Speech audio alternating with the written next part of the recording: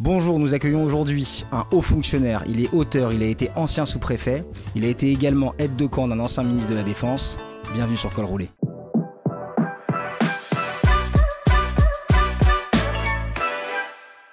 Bonjour Camille Lannet. Bonjour Mickaël. Bienvenue sur Col Roulé, merci d'accepter cette invitation. On va s'intéresser dans ce nouveau format. Donc Col Roulé a été voulu pour mettre à l'honneur des partenaires engagés, des personnalités inspirantes.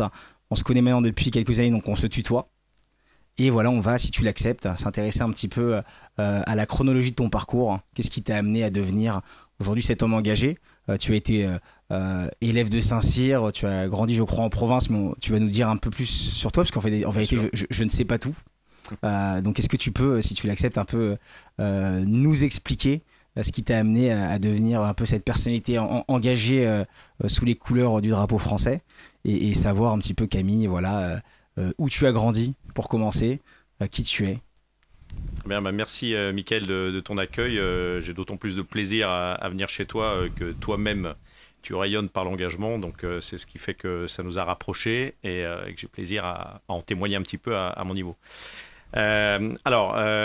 Donc ton approche du haut de mes années, parce que j'ai 54 ans, donc je commence un petit peu à compter, avoir un regard un peu profond sur ce que j'ai fait. Donc ce que j'ai fait, ce que je suis et ce qui m'a construit vers l'engagement. Je suis né à Grenoble.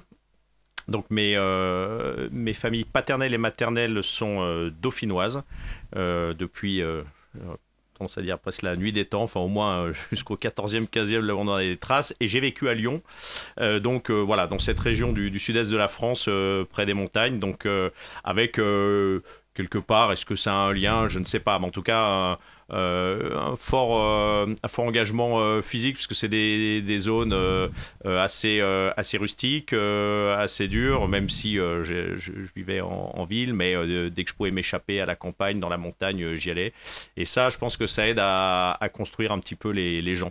Voilà, par ce qu'on a construit. Et évidemment, ma famille, j'ai eu la chance de grandir dans une famille qui a toujours été structurée autour de valeurs qui nous portaient. Nous sommes deux frères. Tous les deux, nous avons fait Saint-Cyr. Donc, c'est pas très original, mais voilà, on démarrait sur ces valeurs-là au service de la France depuis que nous sommes jeunes.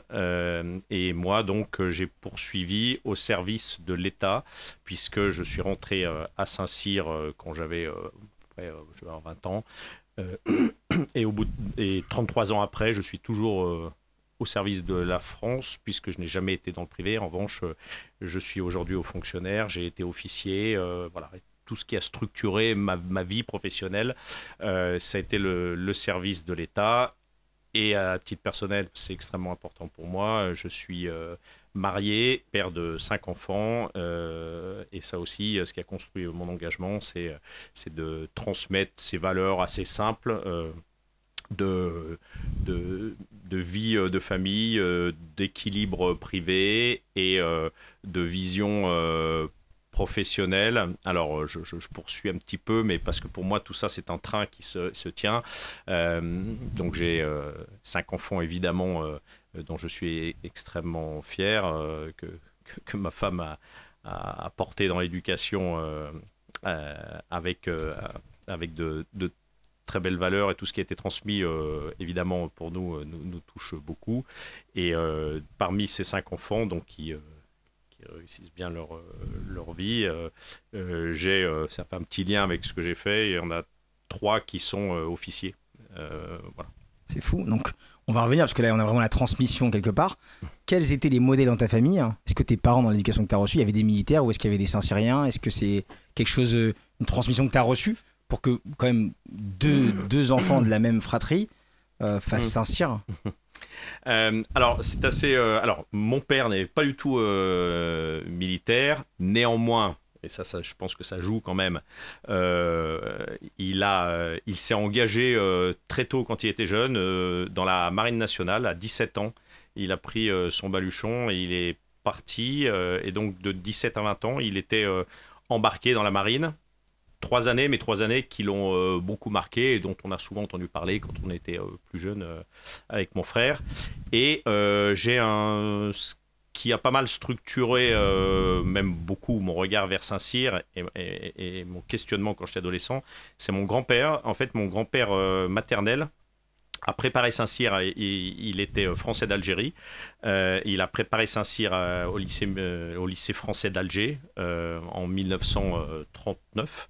Et au moment où la guerre s'est déclarée, eh bien, il s'est embarqué, comme beaucoup d'autres, pour se mettre au service de l'armée française. Donc il a quitté la préparation de Saint-Cyr et il a été chef de section de tirailleurs algériens. Il a combattu pendant la campagne de Tunisie. Il a été fait prisonnier dans la campagne de Tunisie en janvier 1943. Et en fait, après, la vie a fait qu'évidemment, il n'a jamais récupéré la préparation à Saint-Cyr et que pour...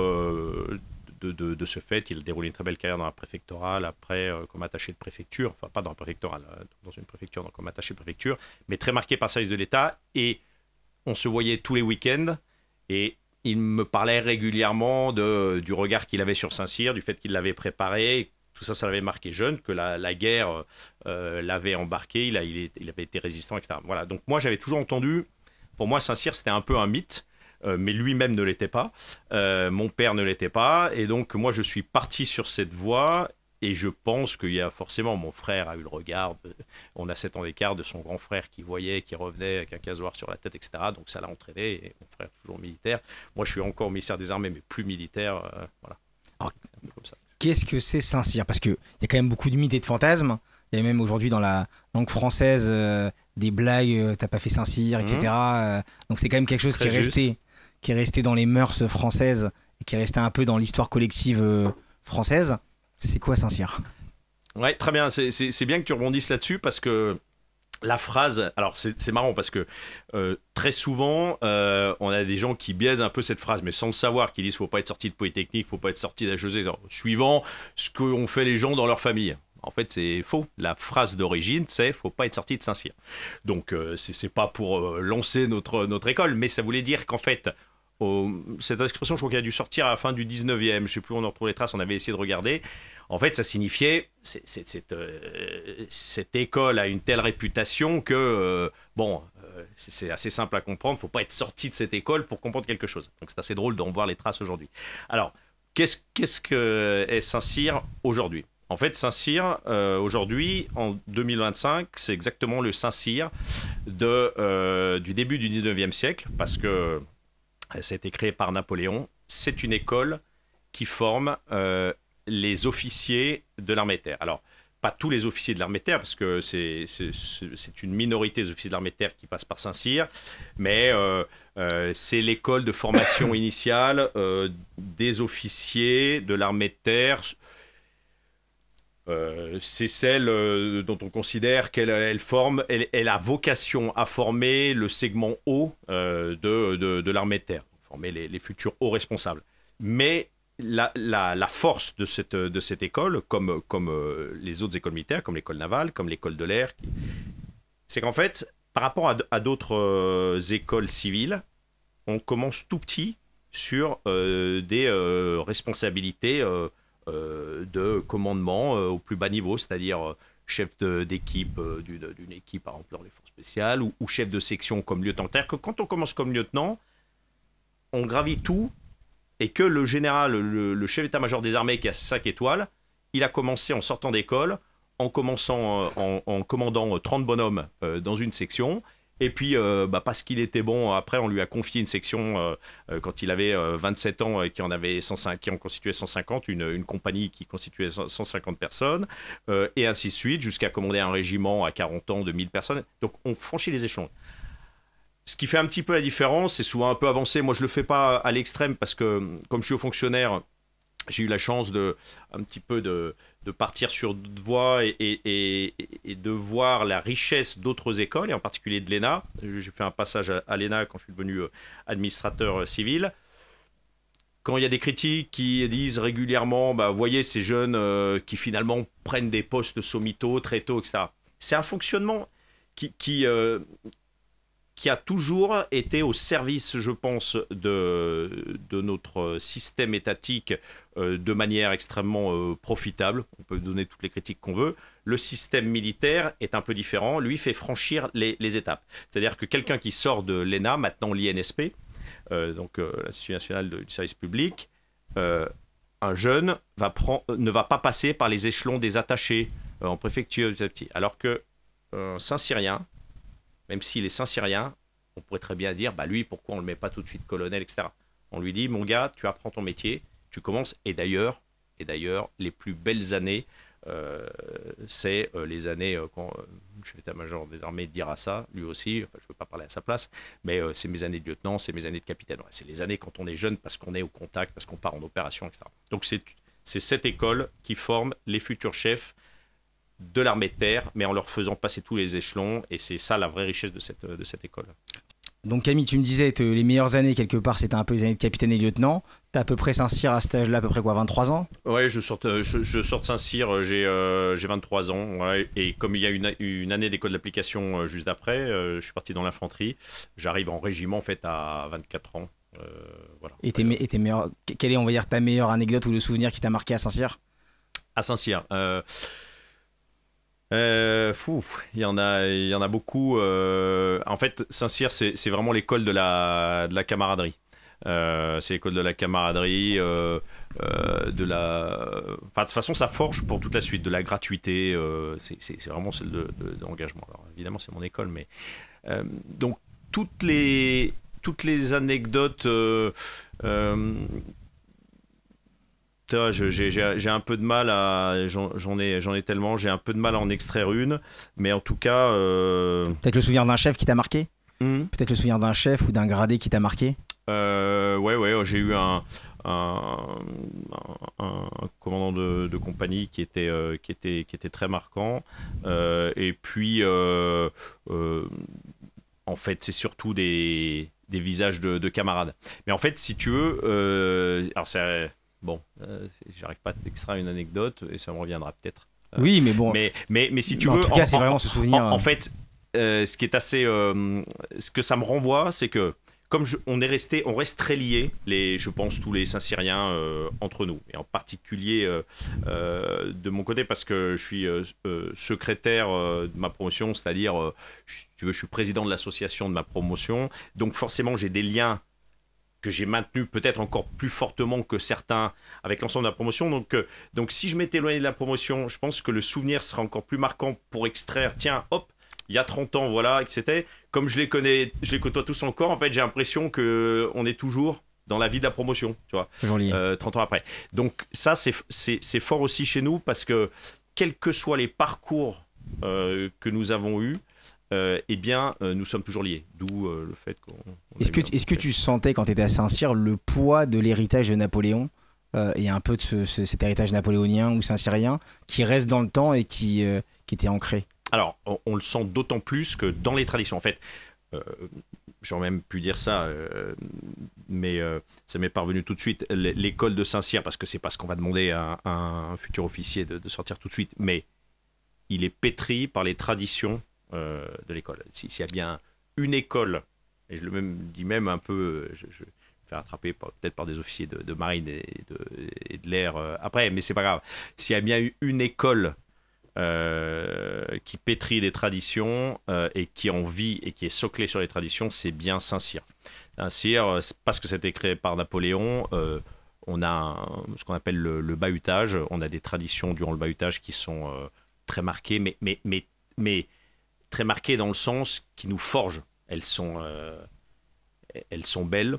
On apprend énormément de textes, de traditions, l'ensemble de l'historique des promotions. Donc, en fait, la culture de l'ancien, mais dans le bon sens du terme, la culture de tout ce dont nous avons hérité de nos anciens, l'évolution de l'école, tout ça, on le connaît, on l'apprend. Et en fait, ça dure des mois, et pendant des mois, on apprend toutes ces choses-là par nos anciens de la promotion d'avant, et en fait, ça soude de manière incroyable. La camaraderie se soude par les traditions. Et je ne veux surtout pas porter de jugement sur d'autres écoles ou d'autres universités ou je ne sais pas quoi, où il y a des traditions. Hein. Évidemment, je respecte profondément. Mais enfin, quand on nous parle de tradition et qu'on nous fait des mélanges, nous, ce qu'on a tendance à dire, et ici on l'écrit pour défendre nos traditions, si un jour on disait par exemple, c'est histoire de tradition d'école, on met tout à plat et on évacue les traditions, par exemple même des écoles militaires, ça je pense que ça marquerait profondément et des chefs expliqueraient que ce serait extrêmement chrysogène parce qu'on est structuré en partie par ça. C'est pas juste un amusement, voilà. C'est quoi l'héritage napoléonien? Alors, l'héritage napoléonien, déjà je vais en sortir un bon exemple. Le BD, si tu veux, le bureau des élèves de Saint-Cyr s'appelle le Grand Carré. Et le Grand Carré, c'est quelques élèves qui s'organisent en un père système. C'est la figure tutélaire de la promotion qui dirige la promotion. Et lui, dès qu'il y a une fête de tradition, il est habillé en Napoléon. Donc c'est une gueule folle, mais c'est un vrai sens. C'est-à-dire qu'il arrive à cheval. Là, il va y avoir le triomphe des écoles de Saint-Cyr-Couët-Quidan. Si tu n'y es pas allé, vas-y. Vas-y. Là, ce sera le 19 juillet. C'est juste incroyable. Donc c'est à Couët-Quidan, au cœur de la Bretagne. Et là, il y a une cérémonie nocturne qui est juste fantastique, où il y a le baptême de la promotion. Tout le monde est à genoux, casoir porté comme ça. Et il y a le père système qui arrive à cheval, en Napoléon, qui fait un grand discours devant les jeunes, devant le ministre, le chef d'état-major des armées, toutes les autorités sont là, et qui baptise la promotion, qui donne le nom de promotion. Et donc, en fait, tout ça, c'est une puissance de regard. La bataille d'Austerlitz s'est reconstituée chaque année le jour du 2 décembre, sur le plateau de Pratzen, avec des charges à cheval, etc. Et donc, ce père système, il a autour de lui un colonel, on appelle ça le colonel des gardes, un commandant des gardes, un secrétaire, bref, il a des gens qui l'entourent. Et ces gens-là sont tellement... pour te montrer l'importance de la tradition, c'est qu'ils vivent un peu... ils vivent uniquement pour le fonctionnement de leur promotion, pour les traditions de leur promotion, en lien avec la hiérarchie. Et donc, s'il faut louper des cours, s'il faut... Enfin, si tu veux, peu importe. C'est-à-dire qu'ils sont mis de côté. Le fonctionnement de l'école est comme ça. Donc voilà, l'ancrage napoléonien, on le voit, si tu veux, par ce petit regard un peu anecdotique de tradition, mais on le sent là. Un peu plus profondément, si tu veux, tout ce qu'a voulu inculquer Napoléon dans la réorganisation d'une armée d'empire avec le fait de professionnaliser véritablement une école d'officiers qui puisse rayonner et qui puisse restructurer toute l'armée, finalement on le retrouve encore, nous, dans la partie armée-terre. Donc c'est à lui qu'on le doit. Donc Camille, tu sors de Saint-Cyr, on est en quelle année?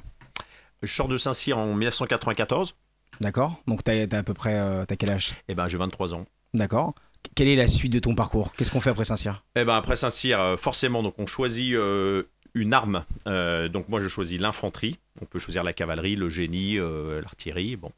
Donc moi je choisis l'infanterie. Ce que je voulais, je pars 1 an en école d'application pour être formé. Là c'était à Montpellier à l'époque.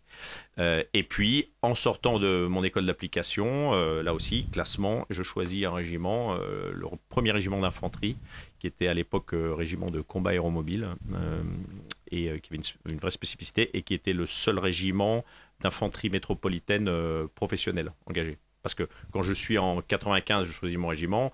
Toi, tu es jeune, mais tu sais que c'était la conscription encore à l'époque, donc il y avait encore des appelés et des professionnels. Donc moi, je rentre chez des professionnels alors qu'il y avait encore des appelés. Donc voilà, j'ai jamais connu d'appelés. D'accord. Et alors, c'est des noms de guerre, l'infanterie, etc. Pourquoi? Parce qu'il y a des opérations extérieures. Quelle est la mission d'un... Ouais, en fait, c'est ce qui... en général, quand on entre à Saint-Cyr, ce qui est bien normal, on veut... c'est peut-être un petit peu schématique de dire ça, mais on veut en découdre, quoi. C'est normal, on est jeune. Je pense qu'on a la tête bien posée sur les épaules. Mais enfin, on n'est pas là pour... on veut pas être dans un bureau, en clair. Donc moi, l'infanterie, je voulais absolument ça pour commander des bonhommes. Et donc, j'arrive en régiment. J'ai la chance d'être muté, d'être mis en place dans ce qui était la compagnie légère de renseignement, qui n'existe plus, parce que ce régiment a une autre spé aujourd'hui. Et dans cette compagnie légère d'enseignement, j'étais chef d'équipe de recherche humaine. Donc, j'avais une petite équipe de 4 bonhommes. Et on menait des missions, enfin la recherche humaine, ça existe toujours, donc des opérations un peu particulières. Et donc je suis entraîné à ça. En plus, nous, avec une spé assez particulière de l'aéromobilité, donc on fonctionnait avec les hélicos, c'était assez fou parce qu'aujourd'hui, il y a un peu moins de moyens qu'à l'époque. On faisait de l'hélico 2 à 3 fois par semaine en entraînement, etc. Enfin, quand on raconte ça à des jeunes, ils ne me croient pas, ils me prennent pour un sénile, mais c'était la réalité.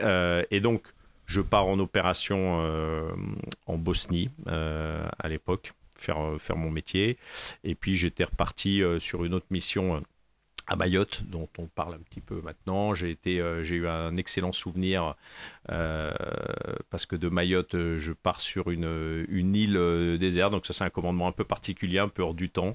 Une île d'1 kilomètre sur un, à commander 15 bonhommes, qui s'appelle Grande Glorieuse. C'est ce qu'on appelle les îles éparses, qui sont dans le canal du Mozambique. Et donc, comme Madagascar revendique, et toujours d'ailleurs ces îles, eh bien, notre chance, c'est que on y met des militaires et que c'est un temps incroyable. Je crois que je détiens encore le record de présence sur cette île parce que j'étais censé être parti pour 3 semaines, j'y suis resté 62 jours. Et voilà. Donc c'est un moment, j'ai insisté un peu parce que c'était un moment un peu hors du temps et qui est presque, ça peut paraître paradoxal pour si des militaires ou d'anciens militaires m'entendent, parce que ce commandement sur une petite île comme ça pour tenir 15 personnes et faire en sorte que tout se passe bien pendant 62 jours alors qu'il n'y a pas grand-chose à faire, eh bien, c'est un exercice de commandement assez incroyable. Et c'est presque... ça m'a pas plus marqué par rapport à des commandements plus opérationnels, mais qui sont un peu plus habituels pour un militaire. Et puis, de là, je suis parti de Mayotte. Je suis parti sur une intervention aux Comores, où on devait intervenir... parce qu'à l'époque, en 97, on avait fait sécession de Grande Comore, donc on a été embarqué dans la foulée de notre île. Bon, bref. Donc voilà, ça c'est mon temps de lieutenant, plus tout ce qui va autour, l'entraînement qu'on avait, etc. Mais là, je t'ai fait juste un petit zoom sur ma partie opérationnelle. Donc ça, c'était sur mes 3 années de lieutenant. Et puis après, je repars comme instructeur à Saint-Cyr, donc d'où je venais. Donc je reviens dans la Lande bretonne que je connaissais bien. Et puis je reviens commander une compagnie dans un autre régiment, le 126e régiment d'infanterie, qui est à Brive-la-Gaillarde. J'arrive comme adjoint de compagnie avant de prendre le commandement de cette compagnie. Une compagnie, c'est 150 bonhommes. Et je dis bonhomme, en fait, je voudrais dire bonhomme, et puis hommes et femmes, mais à l'époque, il n'y avait pas beaucoup de femmes, surtout dans une compagnie d'infanterie. Moi, j'avais 2 femmes, une qui était au bureau administratif et l'autre qui était auxiliaire sanitaire. Et je leur rends hommage parce que ça se passait très bien, mais c'était pas simple. C'était le début de la féminisation. C'était pas très simple, ça se passait bien, mais trop de femmes, et surtout que je les ai emmenées en opération parce que à la tête de ma compagnie, et ça c'était un rythme fou qu'on avait à l'époque, qui était sensationnel pour nos femmes et nos familles un petit peu moins, parce que je n'ai quasiment pas vu ma famille pendant mes 2 années. En 2 années de commandement, je suis parti 3 fois à la tête de ma compagnie, et quand on partait 4 mois. Donc je suis parti au Liban à la tête de ma compagnie. Je suis parti en Guyane à la tête de ma compagnie. C'était le début des opérations de lutte contre l'orpaillage. On mettait ça en place, ça ne s'appelait pas encore Harpie, mais parce qu'on était une compagnie d'infanterie, on menait déjà cette opération. Et puis j'ai terminé, donc j'ai pris ma compagnie au Liban, donc c'était un peu particulier parce que j'ai pris ma compagnie au Liban et j'ai rendu ma compagnie 2 ans après, donc sur ma 3e opération en Côte d'Ivoire. Et c'était le début du conflit en Côte d'Ivoire, c'était sous le 3e mandat, donc là ça tirait un peu partout, j'étais sur la frontière avec le Libéria. Et donc c'était passionnant, et donc j'ai rendu ma compagnie là-bas, c'est avec un petit pincement parce que là quand on vit ces moments-là, c'est assez incroyable. Et j'ai des souvenirs assez marquants, effectivement, à la tête de mes 150 soldats et sous-officiers qui étaient des gens extraordinaires, et puis évidemment de mes chefs de section officiers également, Donc des souvenirs très, très, très marquants. Et là, je pars, on me rappelle, parce qu'on ne peut pas être toujours à la tête de soldats, de sous-officiers, d'officiers, ce serait le rêve, mais il faut un peu donner aussi en école, en bureau, et donc j'arrive pour 4 ans d'instructeur renseignement et instructeur infanterie en école d'application à Tours, aux écoles de la logistique et du train. Donc pour les logisticiens, en fait, c'est ce qu'on appelait l'otage infanterie. J'étais le fantassin qu'on avait pris et qui dispensait des cours un peu de son domaine, et en particulier de renseignement, puisque moi je venais du monde du renseignement. Et de là, après avoir passé ces 4 années très intéressantes d'otage infanterie, je suis appelé en 2007, de manière inattendue. Je suis appelé par la direction du personnel militaire de l'armée de terre pour être casté comme aide de camp du ministre de la Défense. Qu'est-ce qu'un aide de camp? Donc là, tu as terminé quand même quelques années en opération extérieure, plusieurs pays. Ouais. Comment on est appelé, comment on est casté, comment on est identifié dans les armées? Ça, faut le demander aux recruteurs. Bon, j'ai tendance à penser que mon profil devait correspondre comme... On peut être nombreux à être identifiés comme ça, mais ça devait aller. Je devais présenter à peu près bien. On devait estimer que j'avais un profil qui avait quand même un côté suffisamment opérationnel pour que ça puisse avoir du sens auprès du ministre. En fait, c'est un mélange, je pense, de critères de savoir-être, de savoir-faire qui ne m'appartiennent pas, mais qu'on doit mettre peut-être dans un petit tableau Excel, et on doit dire, voilà, lui... donc, il y en a plusieurs qui avaient été identifiés. Moi, je suis monté au casting et j'ai été retenu comme étant le futur aide de camp. Parce que quand j'ai été casté, on est en 2007, c'est assez amusant, c'est-à-dire que quand je suis casté, les élections présidentielles n'ont pas encore eu lieu. Je suis casté en début avril de mémoire. Les élections donc n'ont pas encore eu lieu. On ne sait pas qui va être le futur président ou la future présidente, parce que faut se souvenir que c'était Nicolas Sarkozy et Ségolène Royal à l'époque.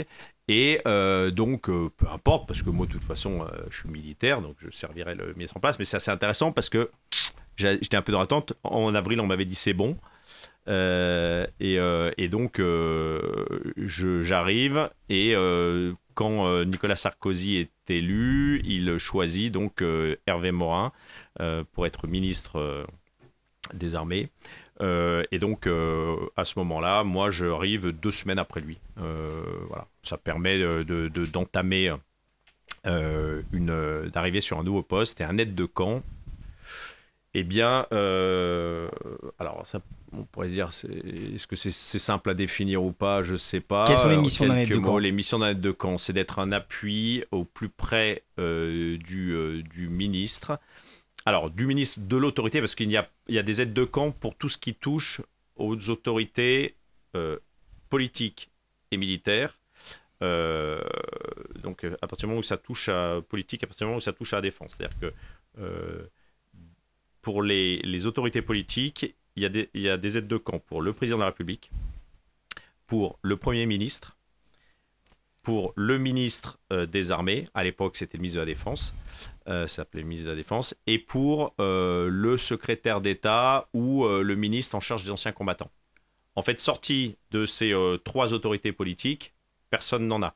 Ce qui d'ailleurs est assez intéressant parce que quand vous avez des ministres qui ont été ministres de la Défense, ministres des Armées et qui basculent sur un autre ministère, ils s'aperçoivent de la richesse d'avoir cette personne à leur côté. Je dis ça parce que Alio Marie, on avait fait la réflexion à un de ses anciens aides de camp quand elle était ministre de la Défense. Elle se retrouve ministre de l'Intérieur. Elle revoit son ancien aide de camp qui était colonel de gendarmerie et elle lui dit mais qu'est-ce que c'était sensationnel quand je vous avais, je pouvais vous demander telle et telle chose et je réalisais pas ce que c'était que d'avoir un aide de camp parce que le ministre de l'Intérieur, il n'a pas d'aide de camp. Alors qu'est-ce qu'on peut demander à un aide de camp? Un aide de camp, on peut tout lui demander. Je simplifie un petit peu parce qu'en fait, c'est à la mesure de la personne du ministre. Et donc c'est pour ça qu'à la fois, ça paraît paradoxal et en même temps, c'est assez simple à expliquer. Il n'y a pas de fiche de poste de l'aide de camp. Ça n'existe pas. Je pense que c'est le seul rôle dans les armées où on va dire, bah, tiens, voilà tes missions, etc. Il y a le basique, c'est-à-dire que l'aide de camp, il doit être là en appui au protocole auprès de son ministre. C'est-à-dire le ministre, il arrive sur une cérémonie. Très clairement, il est dégagé de tout questionnement, toute interrogation. L'aide de camp, c'est exactement où son ministre doit se mettre, doit se poser, doit prononcer le discours à tel moment et tout. C'est l'homme qui va porter le ministre. Le ministre n'a à s'occuper de rien. L'aide de camp, protocolairement, est l'expert du domaine. Et après, c'est un facilitateur, un accompagnateur en tout. Et après, ça dépend de la personnalité parce que il est l'aide de camp un peu sur le... Alors, cette expression peut paraître un peu amusante ou un peu poussée, mais il est sur le neurovégétatif, quoi. C'est-à-dire, il est sur la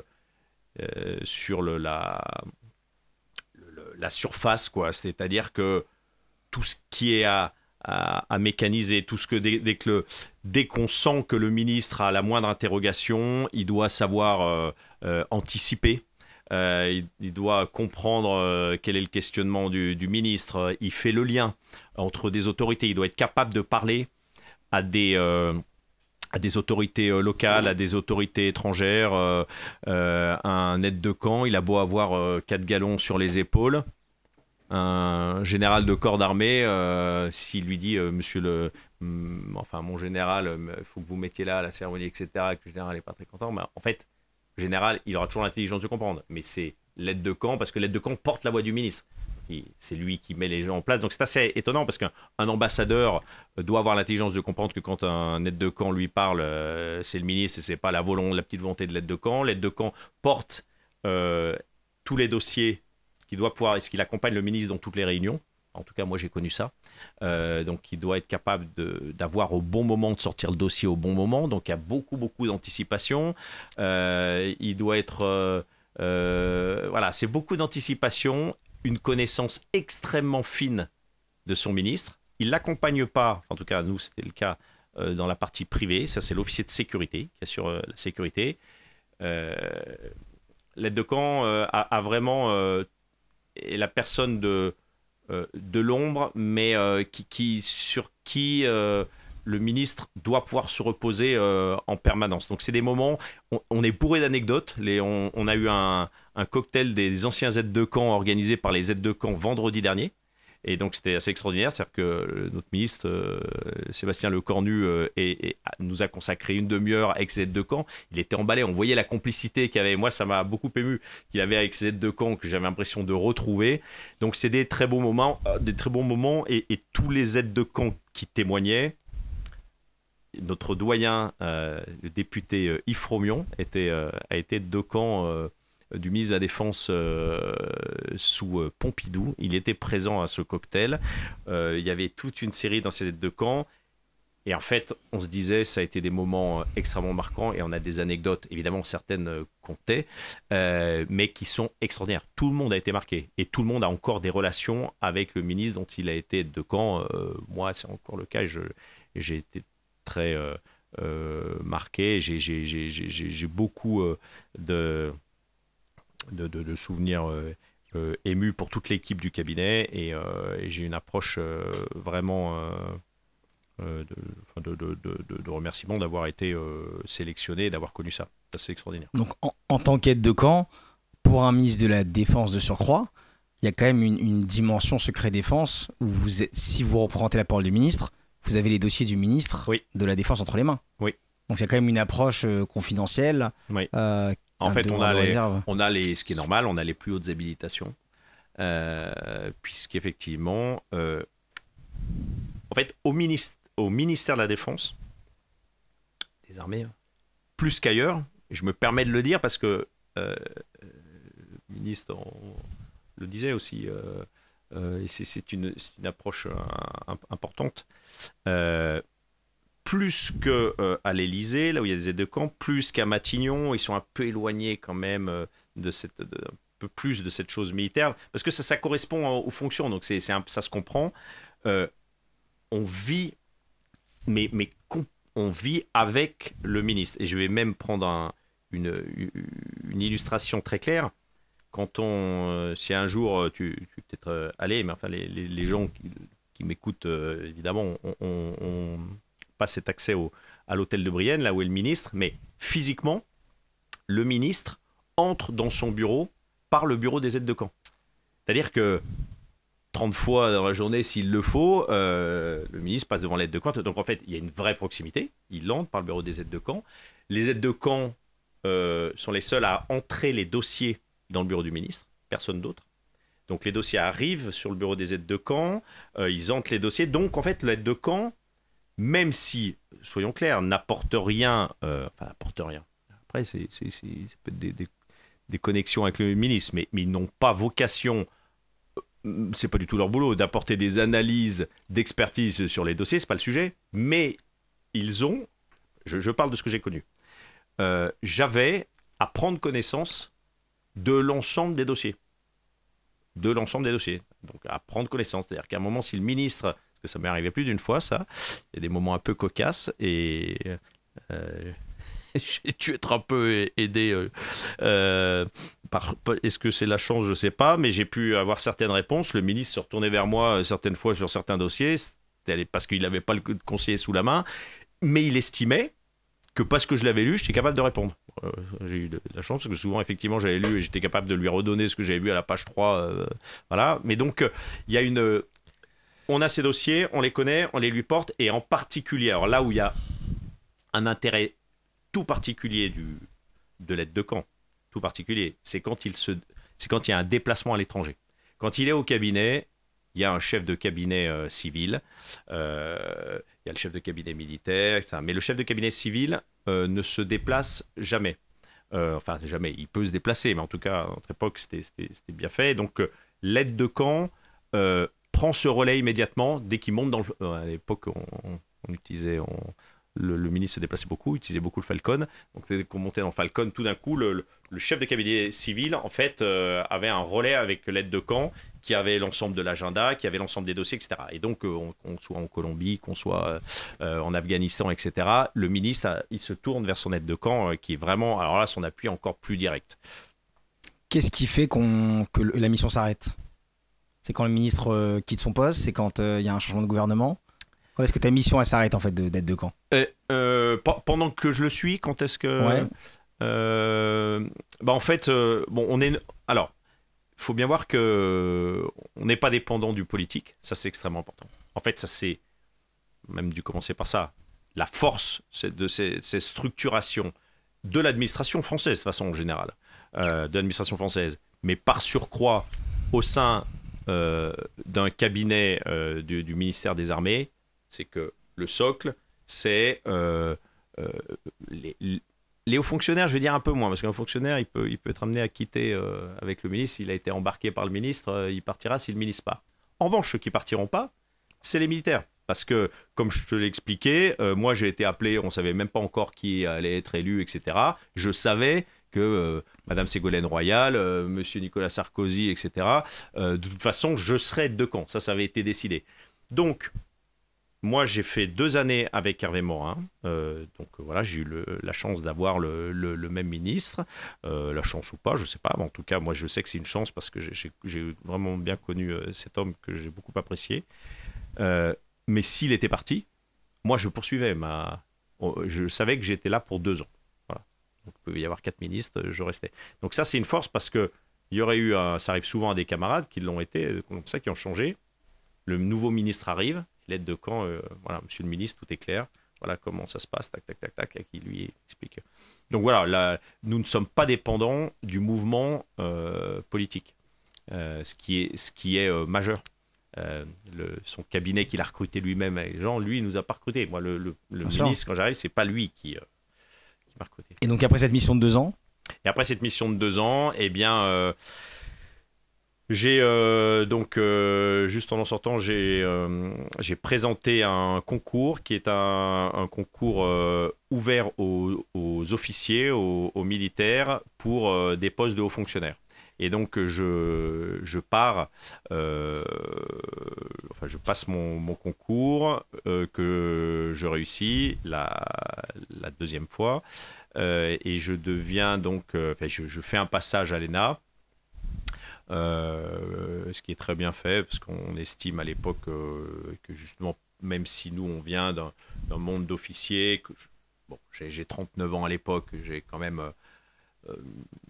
forte expérience en management, j'ai fait pas mal de choses, donc effectivement il n'y a pas besoin de refaire toute une scolarité, mais on nous fait passer parce que ça nous donne un vernis et une connaissance importante à l'ENA. Et donc là, je deviens haut fonctionnaire en 2010. Donc ça veut dire quoi être haut fonctionnaire? Eh ben, haut fonctionnaire, c'est un fonctionnaire, un civil, donc de militaire, je deviens civil, au service de l'État, hein, un serviteur de l'État quand on est fonctionnaire, qu'on soit là, haut fonctionnaire, c'est une expression qui définit ce qu'on appelle les catégories A+, il y a les catégories A, B, C, qui définissent certains types de responsabilités au service de l'État. Et donc, moi, A+, en fait, je deviens administrateur civil et c'est le segment des responsabilités de management, de conception au sein de la fonction publique d'État. Voilà, je me retrouve parce qu'il y a 3 types de fonctions publiques, hein, hospitalière, territoriale et d'État. Et moi, au sein de la fonction publique d'État, je deviens administrateur civil, qui est le corps de conception, de direction de l'administration. Et aujourd'hui, donc je suis administrateur de l'État parce qu'il y a eu une réforme et aujourd'hui, la très grande majorité des corps de sortie d'ENA ont été mis sous un même chapeau, donc en fait on est un seul corps, le corps des administrateurs de l'État. Voilà, donc tu as repris tes études après avoir été... Un petit peu. Ouais. D'accord, pas trop dur? Non, pas trop dur, mais t'as raison de dire ça parce que c'est un moment où t'as l'impression d'avoir fait pas mal de choses. Alors déjà, faut préparer peut-être le plus dur, c'est ça, c'est de repréparer le concours quand même parce qu'on se dit qu'il faut quand même faut se remettre dans le... Voilà, parce qu'on a l'intention de se reconvertir. Enfin, moi, c'était mon approche. Et puis après, en école, j'étais content d'être à Strasbourg. Fait un peu chaud quand même quand on y est au mois de mai, juin, juillet, mais on profite de la petite France et c'est sympa. Non, mais c'est une belle école que j'ai. Et tu étais déjà père de famille à ce moment-là? Ah oui. Donc je suis parti tout seul. Il faut faire accepter à madame et aux enfants. C'est ça. Moi, j'avais 5 enfants là. Voilà, mais non, mais c'est. En fait, ce qui est chouette, ce sera à refaire, mais je le referai demain. Ça fait. J'ai encore plus d'années d'officier que de haut fonctionnaire. Pourtant, j'ai l'impression que ça fait des siècles que je suis devenu haut fonctionnaire. Donc, je suis à 15 ans de haut fonctionnaire. Mais j'ai 19 ans d'officier. Donc, la bascule se fera dans quelques années. Mais je me dis, c'est chouette qu'on puisse avoir ces opportunités-là. Parce que je suis entré... c'est un peu l'objet du livre qu'on a sorti avec notre promotion sur le choix de l'engagement, c'était le fait de me dire, quand j'étais tout jeune, j'ai voulu préparer Saint-Cyr, j'ai préparé, d'ailleurs, ça m'a demandé, c'est un gros investissement, parce mine de rien, on est en classe préparatoire, moi j'ai écubé, bref, on est complètement fermé en lycée militaire, c'est un peu monacal, mais parce qu'on aime ça, parce qu'on veut ça, parce qu'on veut s'engager sous les armes. Donc on est rentré dans notre promotion pour le drapeau français, pour le service des armes. On est entré pour le même objectif. Et après, donc j'ai eu la chance d'avoir des années passionnantes, comme officier, passionnante jusqu'au grade de lieutenant-colonel. Et là, mes années que j'ai passées comme haut fonctionnaire, elles sont extraordinaires. C'est complètement différent, mais j'ai eu l'impression d'avoir, pour l'instant, une vie professionnelle passionnante. Et c'est pour ça que quand j'en parle à des jeunes, alors, le plus important, et donc ça rejoint un autre sujet, c'est pour ça que je suis là, mais le sujet c'est faites le vrai choix de l'engagement, quel qu'il soit, peu importe qu'il soit associatif, qu'il soit... mais moi, ce qui m'a porté, c'est un moment où je me suis dit, tiens, je m'engage pour être officier, est-ce que je réussirai ce concours, etc. Et puis après, à chaque fois que j'ai tenu des postes, je me suis dit, tu fais ça pour l'autre. En fait, c'est ça. Il y a un bouquin qui avait été écrit par le colonel de Richouf à l'époque, qui est le général de Richouf, qui s'appelle Pour qui meurt-on ? Un bouquin sensationnel qui avait sorti quand il commandait son régiment. Pour Kim Horton, en fait, ce qu'il disait, c'était au moment où il y avait un peu l'ONU, etc. Les gens étaient un peu paumés, mais alors, est-ce qu'on se bat pour l'ONU, etc. Et le Koné, il avait simplifié les choses. Il avait dit, mais attendez, les soldats. Le soldat, pour Kim Horton, c'est pour son camarade de chambrée, pour son sergent, pour son lieutenant. Et ça se fait sous la coupe du drapeau français. Mais ne cherchons pas plus loin. Donc, c'est un moment, l'engagement, il peut être sur le camarade d'à côté, mais en fait, c'est quelque chose qui va vers autrui. Voilà. Donc, ça, c'est l'engagement, c'est le regard qu'on a vis-à-vis de l'autre, le regard gratuit. Et ça, on l'a retrouvé dans notre école. Et moi, j'ai l'impression, au service de l'État, j'ai jamais été dans le privé. C'est vrai que ça, je me dis toujours, tiens, ça pourrait être intéressant d'y faire un tour. Mais je suis énervé de ce service de l'État parce que je trouve qu'on y a du sens dans l'engagement. Voilà ce que j'aime dire au plus jeune. Et à quel moment tu décides d'écrire le choix de l'engagement? Et tu parlais de ce projet de livre notamment qui a pu rassembler un peu les témoignages de ta promotion de Saint-Cyr. À quel moment on se dit il faut que maintenant on en fasse un projet un peu, pas une œuvre littéraire, mais de marquer un peu des pages de notre engagement dans un bouquin? Alors déjà, tu as raison de parler de projet parce qu'au-delà d'un simple ouvrage, c'est un projet qui embarque une promotion. Alors pour cette petite idée, je l'ai eue et puis partagée très vite avec la globalité de ma promotion. On avait peut-être ça en nous depuis un moment, mais à un moment, on se dit, tiens, on va y aller. Pourquoi ? Parce qu'il y a les 25 ans de notre promotion. En fait, à Saint-Cyr, il y a, on se retrouve, les promos se retrouvent avec la promo 25 ans plus jeune, la promo 25 ans plus vieille. Voilà, on fait des parrainages. Et quand arrive le nôtre, il est derrière nous, donc ça veut dire qu'on n'est quand même pas tout jeune. On voit arriver nos 25 ans. On prépare ça sur un an. On a fait moi, président, un petit peu la préparation de la promotion. J'ai dit, il faut qu'on fasse un truc chiadé, qui ait de la gueule, etc. Et donc, on prépare ça pendant un an avec des camarades de promo qui ont fait un boulot extraordinaire. On fait une grosse préparation pour les jeunes, pour se dire, on va se déplacer à Couët-Quidan. Et on y est allé en masse. On était plus de 150. Enfin, c'était assez incroyable. Et donc, on y va en masse, mais on avait préparé. Et on se dit, il faut qu'on laisse une trace à nos jeunes. Voilà. Donc, tout d'un coup, on dit, tiens, le livre, un livre, c'est pas mal. Mais il y avait d'autres promos qui l'avaient fait, c'est-à-dire un petit fascicule. Et c'est d'ailleurs suffisamment sympa pour qu'ils voient un peu leurs anciens, ce qu'il a fait 25 ans, chacun rédigeant 10 lignes, en gros, sur ce qu'il a fait. On en fait un fascicule, etc. Et en fait, moi, j'ai simplement dit, c'est frapper au coin du bon sens. Et ça a bien pris dans la promo. C'est de dire, quitte à s'emmerder, entre guillemets, à écrire, faisons le truc de manière peut-être un peu plus professionnelle. Donc, on va faire un truc un peu plus massif.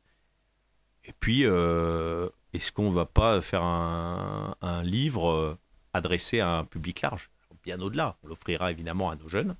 Voilà, c'est mieux comme ça. Mais est-ce qu'on n'irait pas vendre ce livre en disant, voilà, on est une promotion de Saint-Cyrien, mais on va vous dire 25 ans après comment on perçoit notre engagement. Et en fait, le motto que j'ai lancé à la promo pour ne corseter personne et que tout le monde ait envie d'écrire, il y a 55 contributeurs dans ce livre, Le choix de l'engagement. C'est quand même assez incroyable parce que notre promo a 150 personnes, 55 qui ont accepté.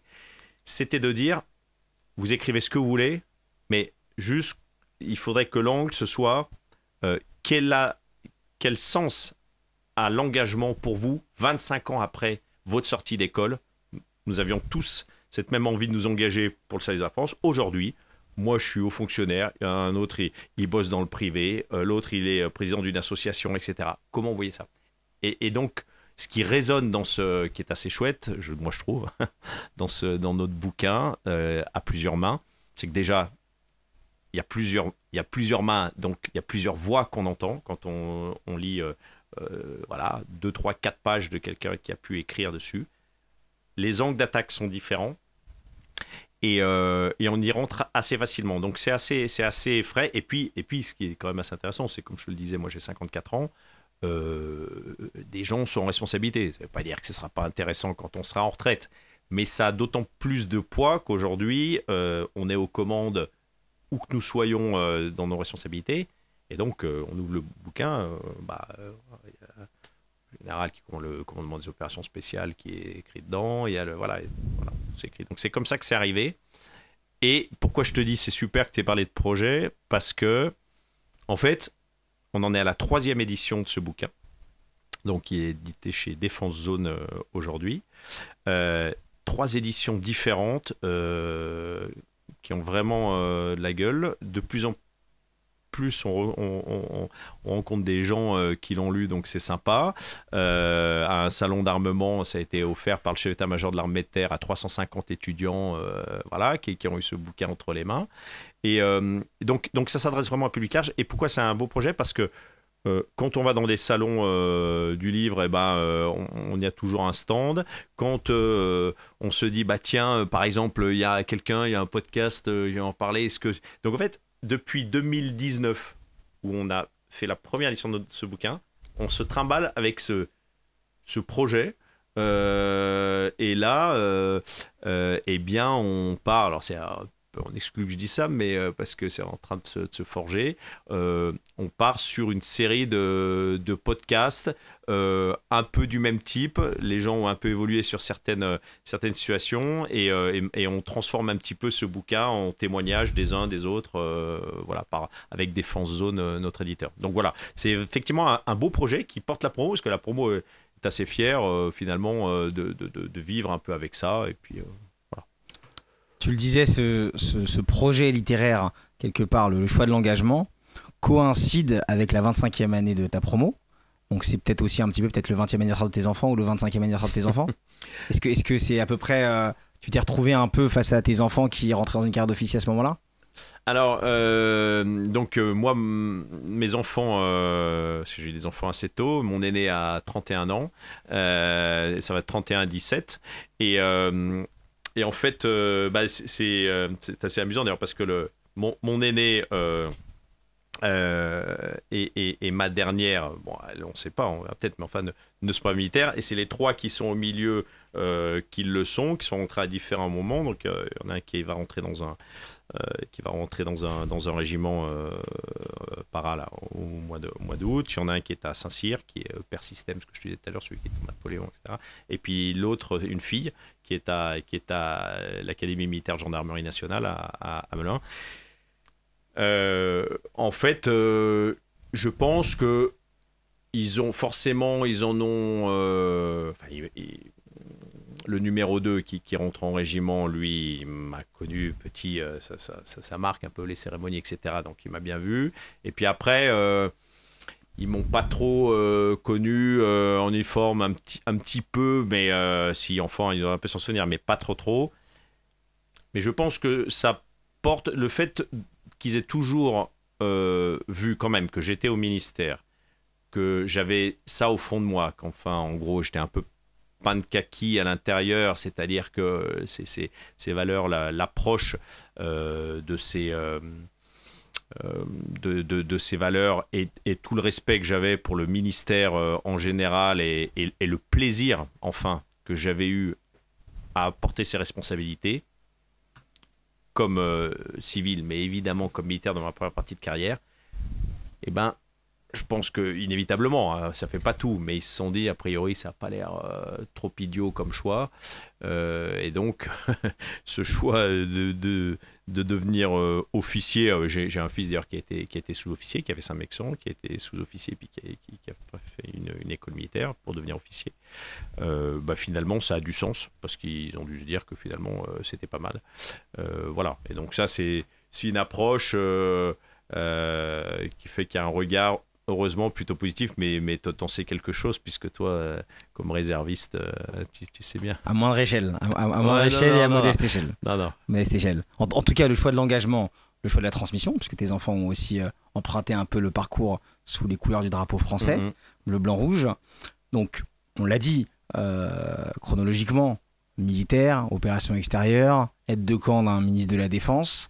À quel moment dans ta carrière, en étant haut fonctionnaire, en étant repassé par l'ENA, alors après ça a changé l'INSM, ou je sais INSP, plus, ouais. l'INSP, pardon, Ouais. Ça a changé. À quel moment il est possible de devenir sous-préfet? Comment on devient sous-préfet en France? Comment tu arrives à ce poste-là qui est quand même pareil, l'héritage un peu de Napoléon. Ouais, Les préfectures avaient été créées par Napoléon. Donc quelque part, Napoléon te suit dans ta vie. C'est un peu ça. L'héritage napoléonien te suit dans ta vie. Comment tu deviens sous-préfet, en quelle année? Alors, je deviens sous-préfet en 2014. En fait, c'est tout simple. On peut tenir un poste de sous-préfet à partir du moment où... d'autres approches, mais en tout cas c'était assez simple parce que j'étais devenu haut fonctionnaire dans le corps des administrateurs civils. Donc je rappelle, aujourd'hui il n'y a plus qu'un seul corps, il n'y a plus de corps préfectoral, il n'y a plus de corps diplomatique, de corps des affaires étrangères. Donc ça avait fait un petit peu, ça avait un peu remué l'actualité il y a quelques temps. Mais donc on est tous administrateurs de l'État. Ça n'empêche pas qu'un préfet, quand il est en poste, monsieur le préfet, il a sa cassette. Ce que je veux dire, c'est que ça ne change rien. Un ambassadeur pareil, mais ils appartiennent à un seul corps qui est celui des administrateurs de l'État. Il n'y a plus de corps préfectoral, il n'y a plus de corps diplomatique. Donc moi, j'étais administrateur civil. Donc parce que j'étais haut fonctionnaire, j'étais légitime à demander une mobilité dans le corps préfectoral. Après, c'est accepté, c'est pas accepté. Mais ce que je veux dire, c'était entre guillemets assez simple, techniquement parlant. Donc moi, j'en rêvais. En plus, j'ai eu un préfet dans les Yvelines quand moi j'étais chef du groupement de soutien de la base de défense d'Île-de-France à Saint-Germain-en-Laye. Donc je dirigeais la partie base des loges. J'étais allé me présenter à ce préfet Michel Jo, quelqu'un que j'apprécie énormément et qui m'avait dit très vite faut que vous nous rejoigniez au bout de 20 minutes dans son bureau. Il m'a dit faut venir chez nous. Bon bref, donc je lui ai dit ça tombe bien parce que j'y pensais et donc je suis d'aller toquer au ministère de l'Intérieur qui après dit oui, dit non, et donc je suis nommé début novembre 2014 sous-préfet de Toul, de l'arrondissement de Toul, à côté de Nancy. Et donc je deviens sous-préfet d'arrondissement et je le reste 3 ans. Souvenir extraordinaire, fantastique, un métier incroyable. C'est pour ça que je me dis j'ai eu de la chance professionnellement parlant parce que autant j'ai passé des années très opérationnelles et passionnantes, opérationnelles comme officier, puis auprès du ministre de la Défense, c'est complètement différent d'être de camp, des choses assez incroyables, instructeur en école, j'ai trouvé ça génial, et puis comme haut fonctionnaire, j'ai eu des super postes, dont vraiment très très, ce qui m'a vraiment marqué, poste de sous-préfet. Sous-préfet d'arrondissement. C'est quoi le rôle d'un sous-préfet? Alors le rôle d'un sous-préfet, donc c'est par délégation du préfet de département, c'est de représenter l'État et d'accompagner, de faciliter la mise en œuvre des politiques publiques dans un morceau de France. Et ce morceau de France, le morceau de France le plus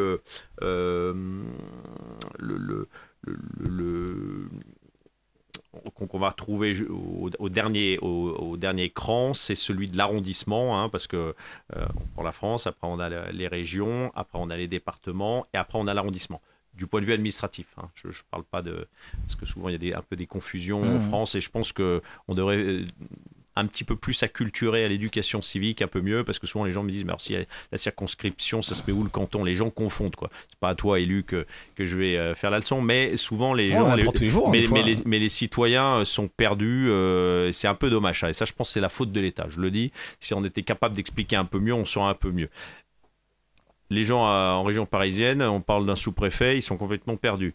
En province, ils savent ce qu'est un sous-préfet. Parce qu'ils en ont besoin. Parce qu'ils en ont besoin et parce qu'il y a une vraie lisibilité. Dans mon arrondissement, il y avait 112 communes.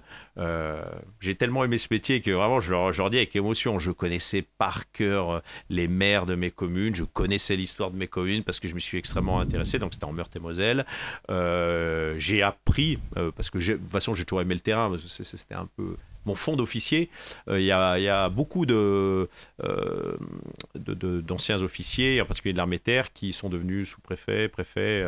Ça s'étiole un petit peu, mais il y a un bel historique. Et voilà, on accompagne, on facilite pour la mise en œuvre des politiques publiques en lien extrêmement étroit avec les élus, avec les représentants des collectivités territoriales, avec le tissu économique local. Je m'y suis beaucoup impliqué parce que c'était un segment que je ne connaissais pas tellement. Et donc, j'estimais que là, il fallait que je fasse un peu plus effort, avec évidemment le milieu associatif. On est très pris. En fait, si on veut être en appui, parce qu'on sent que l'État doit être présent, enfin moi c'est mes convictions profondes, il faut évidemment ne pas prendre le pas sur ce que font les élus intelligemment, parce que notre système de décentralisation est très bien fait, mais souvent les gens disent « Ah ouais, mais il faut complètement se retirer, etc. » Non, l'État, ou alors c'est pas la France, ou alors c'est pas la France construite par Napoléon qui avait du sens. L'État doit exister fortement pour être en appui, je le redis, comme accompagnateur, comme facilitateur auprès des élus. Et d'ailleurs, là où on le sent vraiment, c'est quand on vit sur le terrain, qu'on sort un petit peu de la petite sphère intramuros parisienne, on s'aperçoit qu'on met un pied en province, les élus sont très demandeurs de l'action de l'État. Et donc, la mécanique collégiale qui embarque l'État, les élus, les collectivités, elle est très saine. Et moi, j'ai beaucoup aimé ça, parce que je pense que c'est ça la vraie image de la France, quoi. Qu'est-ce que tu as appris du métier de sous-préfet ?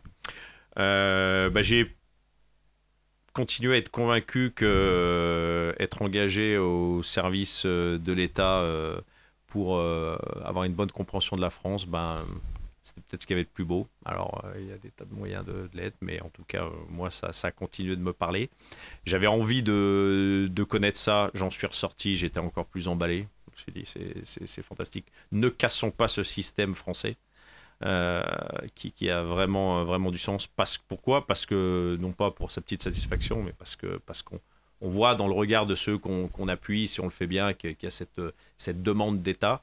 Donc ça, c'est ce que j'ai compris, ce que ça m'a appris. Ça m'a beaucoup, comme je te l'ai dit, sur l'approche de la compréhension des difficultés économiques, que bien entendu, ça se saurait si l'État avait une baguette magique pour tout régler, donc c'est pas du tout le sujet. En revanche, que si on s'investit, j'espère l'avoir fait, si on porte de l'attention à tous les sujets, si on est à l'écoute, eh bien, on peut faire remonter les problématiques. Ça m'a appris à être... alors, je ne vais pas dire être réactif, parce que ça, je pense que j'espère que je l'ai été. Si je l'ai été, ça, c'était mon fond d'ancien officier.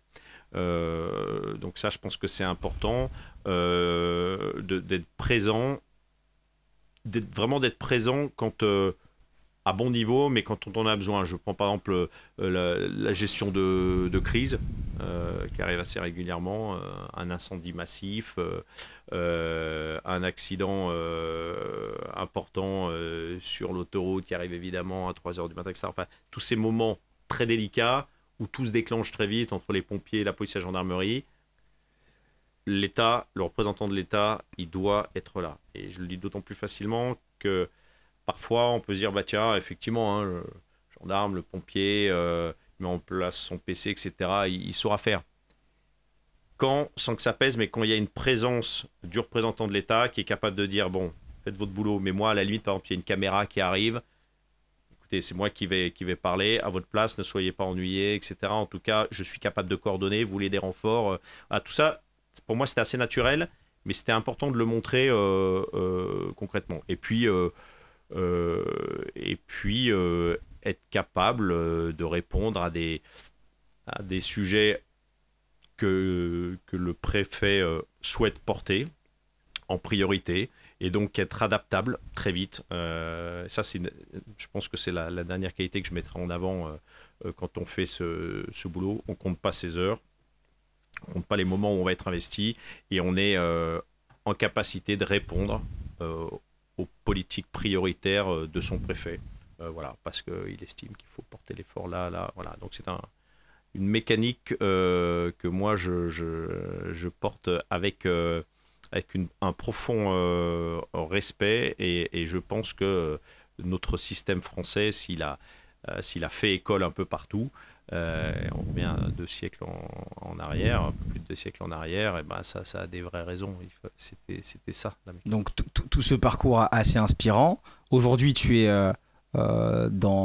diriges quelque part un peu l'intelligence économique du ministère des Armées toujours. Donc tu es resté quand même fidèle aux armées. Ouais. Qu'est-ce qui t'a amené à ce poste brièvement? Écoute, très rapidement, j'ai été appelé sur ce poste. Alors, ce qui arrive pas forcément, donc ça fait plaisir quand ça se passe comme ça, parce que on va à la conquête un peu de ses postes quand on est haut fonctionnaire. C'est bien parce qu'on construit sa carrière, mais pas toujours simple. Là, pour le coup, on est venu me chercher. La direction générale de l'armement était en train de se restructurer. Monsieur Emmanuel Kiva avait souhaité transformer cette DGA dont il prenait la tête, donc il a fait évoluer... Direction générale de l'armement. Pardon. La direction générale de l'armement. Direction générale de l'armement, oui. Et donc, il avait souhaité la transformer, et en particulier, il avait insisté sur le fait qu'il souhaitait je le crois qu'il avait exprimé comme ça, une structure portant l'intelligence économique. Donc ça s'est transformé en la mise en place dans les organigrammes d'une sous-direction de l'intelligence économique au sein de la direction de l'industrie de défense. Et il y a eu un petit peu une chasse pour qui pourrait prendre ce poste. Et mon profil... Alors, mon profil a semblé correspondre. En tout cas, j'espère qu'au bout de 2 ans, il correspond toujours. Et j'ai structuré cette sous-direction pour 3 raisons assez simples. Un, parce que j'avais une bonne connaissance de l'interministérialité. Et ça, c'était le fait que j'étais administrateur de l'État et de mon expérience comme administrateur de l'État en interministériel et des connexions avec l'interministériel. 2, que j'avais une bonne connaissance du fonctionnement de l'État dans les territoires et des relations avec les élus, parce que sur l'intelligence économique en particulier, il y a des sujets territoriaux qui sont importants. Et puis, le dernier argument qui m'avait été avancé, c'est le fait que j'avais une connaissance fine du ministère des Armées. Donc, je suis dans ma 30e année au ministère des Armées, et que j'ai été officier, haut fonctionnaire, dans les forces à l'état-major des armées, au secrétaire général pour l'administration, et donc on est cherché pour déjà. Et il est vrai que ça permettait de faciliter des ponts. Et là-dedans, le dernier argument que j'ai beaucoup apprécié, parce que au moins on avait fait une lecture fine de mon CV, que j'avais commencé dans le renseignement, et que donc ça avait du sens avec le fait de construire une sous-direction de l'intelligence économique que je dirige aujourd'hui. 30 ans au service du ministère des Armées et 30 ans au service de la patrie. Est-ce que tu t'es pas un peu oublié ? Ça, faut demander à ma femme. Est-ce qu'on n'oublie pas un peu sa famille en portant les couleurs du drapeau ? Alors, on n'oublie pas. J'aurais même tendance à dire que on y pense, peut-être, ce serait idiot de dire peut-être plus que d'autres, mais on est forcé d'y penser parce que plus on va être éloigné physiquement, plus on sait, alors c'est plus mon cas aujourd'hui, enfin quand j'étais militaire, plus on sait que on peut ne pas revenir quand on est en opération, plus on y pense. Et on y pense aussi d'autant plus que moi je suis quand même pas mal parti, mais d'autres camarades évidemment bien plus que moi. Moi j'ai un frère qui est dans les forces spéciales depuis qu'il est tout petit, qui n'a pas arrêté de partir. Mais parce que ces moments où on est ensemble en famille sont souvent assez rares, en fait, on les goûte peut-être un peu plus profondément. En revanche, il faut vraiment, il faut le dire, il faut vraiment rendre hommage à toutes les familles, à toutes les femmes, les conjointes de militaires du rang, de sous-officiers, d'officiers qui donnent tout pour que, et dans la discrétion, qui sont dans l'ombre pour que tout se passe bien, d'hommes aussi, parce que comme il y a de plus en plus de femmes qui sont au ministère des Armées, d'hommes qui sont aussi, eux, dans l'ombre, à parfois s'occuper des enfants, etc. On oublie un petit peu comment c'est passé. Moi, je ne remercierai jamais assez ma femme d'avoir été présente, d'avoir éduqué mes enfants pour être... je dis avec un peu d'émotion, mais pour être ce qu'ils sont aujourd'hui, parce qu'elle était présente, je partais. Moi, ma fille est née ma fille aînée est née quand j'étais en Guyane, donc ça a commencé très tôt. J'étais en école, je suis parti faire un stage d'aguerrissement en Guyane. J'avais demandé à ce qu'on repousse un peu mon stage. C'était une autre époque, je pense qu'aujourd'hui on me le refuserait pas, mais on m'a dit hors de question parce qu'il y avait une deuxième vague. On m'a dit vous partez. 4 jours après, ma fille naissait, ma femme a accouché toute seule à Rennes. Donc ma fille, je l'ai découverte 3 semaines après. Bref, j'ai eu une vague photo qui m'a été donnée quand j'étais en Guyane. Et c'est des petits exemples. Mais mon numéro 4.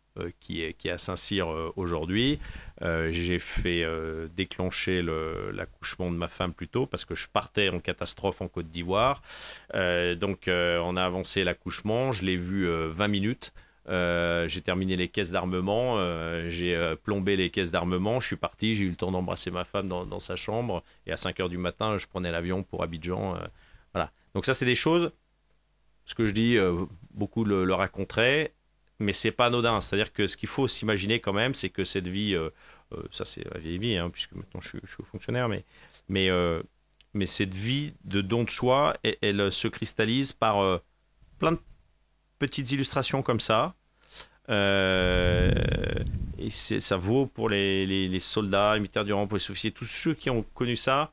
Rien que pour ça doit quand même forcer le respect, parce que je dis pas ça du tout pour moi, mais parce que c'est des modes de vie qu'on choisit, bien sûr, mais ce qu'on peut pas entendre, que j'ai déjà entendu, c'est ouais, non mais bon, ta femme elle a connu ça, ouais, elle savait à quoi elle s'attendait.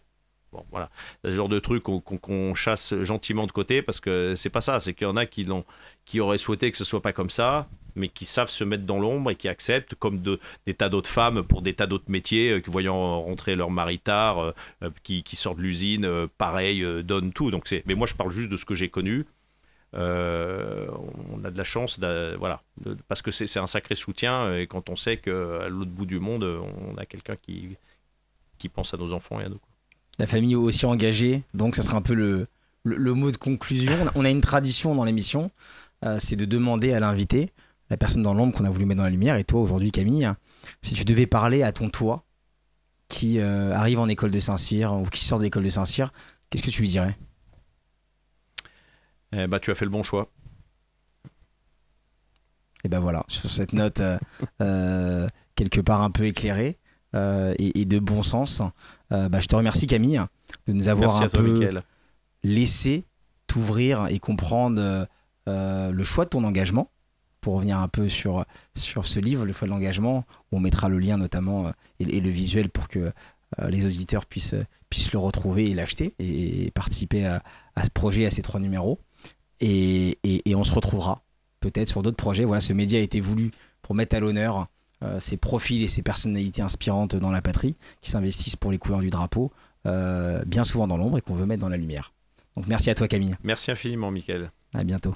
À bientôt. Merci de nous avoir suivis sur ce nouvel épisode.